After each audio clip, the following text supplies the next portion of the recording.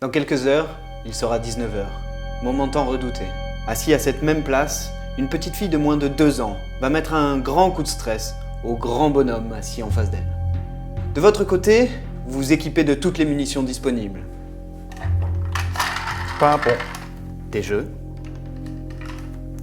Du sopalin en quantité. Un bavoir, de grande taille de préférence, pour le bébé, mais également pour vous, si possible. Et enfin, une peluche. Le moment du repas peut vite se transformer en pugilat. Mais faut-il vraiment aller au combat? Faut-il forcer bébé à manger sa purée? La question se pose quand même. Parfois, bébé ne veut pas manger. Il tourne la tête à chaque bouchée, il refuse, il hurle, il pleure. En fait, il fait chier ce gosse. Ah, ça va, faites pas les offusquer, tu mettras un bip en post-prod, et en plus, vous l'avez tous pensé, et ça fait pas de vous des monstres. Alors, tu décides de passer en force, tu fronces les sourcils, tu hausses le ton, et tu commences déjà à culpabiliser. Allez, tu sais très bien ce qu'on va te dire, mais on te le dit quand même. Tout ce que tu viens de faire aggrave le phénomène. La question c'est pourquoi? En réalité, cela aggrave le phénomène parce que tu montres à bébé que le repas est un enjeu majeur pour toi. Et ça va devenir un moment de stress pour lui aussi. Il saura à chaque repas qu'on est parti pour un conflit. Le saviez-vous? Autour de 24 mois peut apparaître une phase d'opposition chez l'enfant. Elle est bien connue des pédopsychiatres et s'accompagne en général d'un phénomène de néophobie alimentaire. Non pas que bébé ait peur quand vous lui présentez une courgette, mais en fait bébé forge son autonomie et essaye d'exprimer sa liberté de penser, mais surtout sa liberté de manger. Il refuse de manger pour vous montrer qu'il peut décider lui-même. Mais alors, comment se comporter?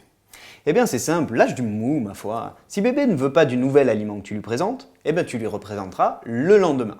Si une cuillère pour papa, une cuillère pour maman ne marche pas le jeudi, tu réessayeras le vendredi, elle marchera peut-être. Pour être certain de ne pas raconter de conneries, on va faire un duplex avec Alex qui est interne en pédopsychiatrie. Alors Alexandre, on fait comment si bébé ne veut pas manger? Eh bien, utilisez les trucs et astuces, les outils, les choses qu'on vous a transmises par la famille, mais surtout peut-être les choses que vous avez inventées, créées, papa, maman et votre enfant. Ces choses qui ont permis, pour les repas, de détourner son attention, de faire baisser un petit peu l'attention et de permettre à l'enfant de prendre au moins une partie de son repas. Et puis, souvent, je discute avec les parents qui me disent « on a tout essayé ». Alors oui, il y a des choses qui ont été utilisées à 4 mois, à 5 mois, qui ont été infructueux, ça n'a pas fonctionné. Mais peut-être qu'à 7, à 8 mois, si on répète de nouveau ces choses-là, qu'on les fait de façon différente, parce qu'on est un papa et une maman avec un peu plus d'expérience, et puis aussi que de l'autre côté, l'enfant peut les accueillir, et bien cette fois-ci, ça fonctionnera. Et puis, ce qui va être également important, c'est de se dire que si le repas n'est pas pris entièrement, et ben c'est pas grave. Il y aura la reste pour le prochain repas. Alex, juste une question pour être sûr de bien comprendre, et parce qu'on a beaucoup d'auditeurs qui nous écoutent et qui vont tomber de leur chaise en attendant ça. Si bébé veut pas manger, on le laisse tomber et on lui donnera qu'au repas suivant. Et du coup, quand il réclame dans 1 heure, on patiente, on serre les dents.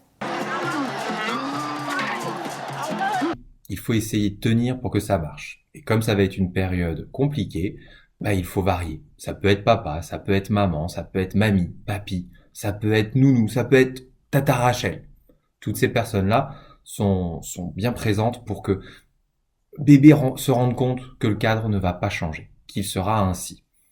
Alors, gardons en tête que tout ça est à appliquer grosso modo pour les enfants du 2e semestre, pas les premières sensations, pas les premiers tests de la diversification. Et puis aussi, si malgré tout ça, c'est difficile, pensez bien à passer le relais.